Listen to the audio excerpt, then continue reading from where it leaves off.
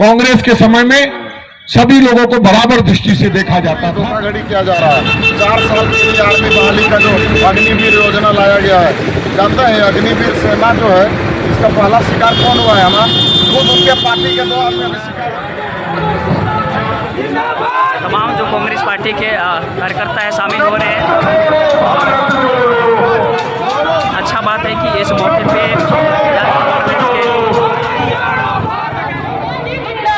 जिंदाबाद जिंदाबाद सोनिया गांधी जिंदाबाद जिंदाबाद जिंदाबाद आदरणीय अध्यक्ष राजेश ठाकुर जिंदाबाद जिंदाबाद जिंदाबाद। जोहार मैं कमल और आप देख रहे गाँव से साथ अभी हम मौजूद है ठीक मेन रोड में। आज जो ये भारत जोड़ो यात्रा पटेल चौक से ये एमएमटी ग्राउंड तक जाने वाला है और ये यात्रा मेन रोड से ये पूरा एमएमटी ग्राउंड तक जाएगी। दरअसल ये जो निकल चुकी है, आप देख सकते हैं इस मौके में झारखंड प्रदेश के कांग्रेस अध्यक्ष राजेश ठाकुर मौजूद है और रामगढ़ विधानसभा क्षेत्र की लोकप्रिय विधायक ममता देवी मौजूद है। साथ ही साथ पूरा रामगढ़ क्षेत्र के तमाम कांग्रेस के नेता लोग मौजूद हैं। आप देख सकते हैं मेरे ठीक पीछे यहाँ पे बड़ी संख्या में झंडा के साथ आपको नजर आते होंगे। पूरा तस्वीर दिखाएंगे और आज जो इस मौके में कांग्रेस के कार्यकर्ता है क्या कुछ कहते हैं वो चीज़ भी हम दिखाएंगे। जैसा हालांकि जिस तरह से हमने को दिखाया तो उसी के आधार पे आज भी दिखाने का प्रयास करेंगे। चलिए पूरा कंटिन्यू बना रहे, पूरा दृश्य आज इस यात्रा का दृश्य देखने को मिलेगा। देख सकते हैं नारेबाजी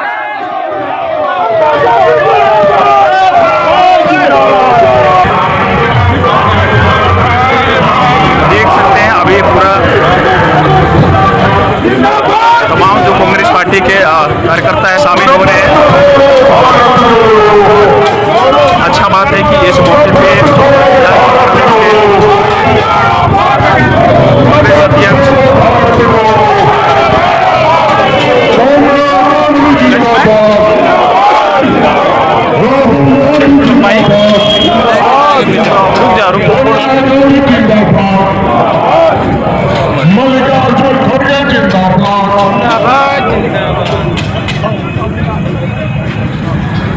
संविधान की रक्षा कौन करेगा? संविधान की रक्षा कौन करेगा? मल्लिकार्जुन खड़गे जिंदाबाद, अविनाश पांडे जिंदाबाद, अविनाश पांडे जिंदाबाद। पूरे देश में सभी लोगों को समान अधिकार दिया जाता था। साथ ही साथ उस समय ना कोई भेदभाव, ना जात पात, ना ऊंच नीच, ये कोई मायने नहीं रखते थे। सभी लोगों को समान दृष्टि से देखा जाता था। सभी गरीबों और किसानों को सुनने का काम किया जाता था। लेकिन जैसे ही यहाँ पर केंद्र में विपक्षी दल की सरकार बैठी है, आज महंगाई चरम सीमा पर है। लोगों को जात पात के नाम पे तोड़ने का काम किया जा रहा है, मंदिर मस्जिद के नाम पर तोड़ने का काम किया जा रहा है, आपस में केवल लड़ाने का काम किया जाता है। जिसको लेकर के आज इसी सब को लेकर के हमारे नेता आज सड़कों पर उतरे हुए हैं और हजारों किलोमीटर वो दूरियां तय कर चुके हैं। केवल लोगों के अंदर जो भावनाएं हैं, जो करवटाएं हैं और जो ईर्ष्या की भावनाएं जो इस केंद्र में बैठी भाजपा सरकार ने पनपने का काम किया है, उस करवाहट को दूर करने का काम हमारे नेता आदरणीय राहुल गांधी जी कर रहे हैं। साथ ही साथ हम लोगों को यह संकल्प लेना है कि आज इस पद यात्रा के माध्यम से हमने अपने नेता को एक मजबूत कड़ी के रूप में और भी आगे बढ़ने का कृत संकल्पित होकर के एक साथ देने का हमने मैसेज दिया है और इस तरह से हमारे नेता हमेशा आगे बढ़ते रहे, ये कारवां बनता जाए और जो मंजिल के लिए हम लोग आगे बढ़े हैं कि लोग एक दूसरे के साथ मिल करके रहें, किसी पे भी कोई अत्याचार, कोई शोषण ना हो, उस संदेश को हम लोग जन तक फैलाने का काम कर रहे हैं। जिस तरह से आज पद यात्रा में आप लोगों ने देखा कि जगह जगह पर लोग किस तरह से स्वागत हमारे अध्यक्ष जी का और सभी लोगों का किया है। कोई जलपान करा रहा है, कोई चाय पिला रहा है, कोई फूलों की माला के साथ स्वागत कर रहा है। मैं धन्यवाद देना चाहूंगी सभी लोगों कार्य को सराहने का काम किया है, उनके मनोबल को बढ़ाने का काम किया है और एक संकल्प हम लोगों को यहाँ से लेकर के चलना है कि जिस एकजुटता के साथ आज हम लोग कदम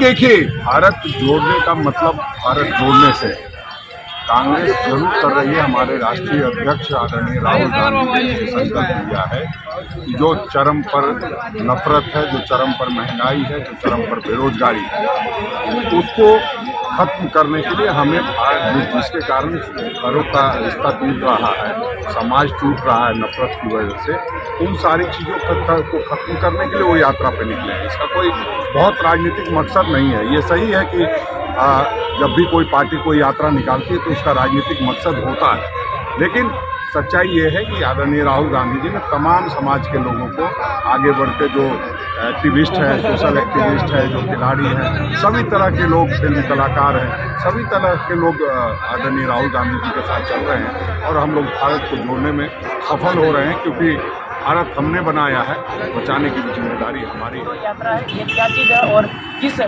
ऑब्जेक्ट के साथ और कहाँ तक रैली जाने का प्लान है? सबसे पहला चीज़ है कि हमारे आदरणीय राष्ट्रीय नेता राहुल गांधी के द्वारा 7 सितंबर 2022 से कन्याकुमारी से लेकर कश्मीर तक लगभग 3500 किलोमीटर की दूरी के लिए भारत जोड़ो यात्रा का शुरू किया गया है, जो कि ये हमारे केंद्र सरकार के गतिरोध के कारण हमारा देश में हर एक समुदाय में, हर एक वर्ग में, व्यवसाय में चारों तरफ गतिरोध उत्पन्न हो गया है और खंड खंड अपने आप को महसूस कर रहे हैं, जिसके लिए भारत जोड़ो यात्रा का प्रारंभ किया गया है राहुल गांधी के द्वारा।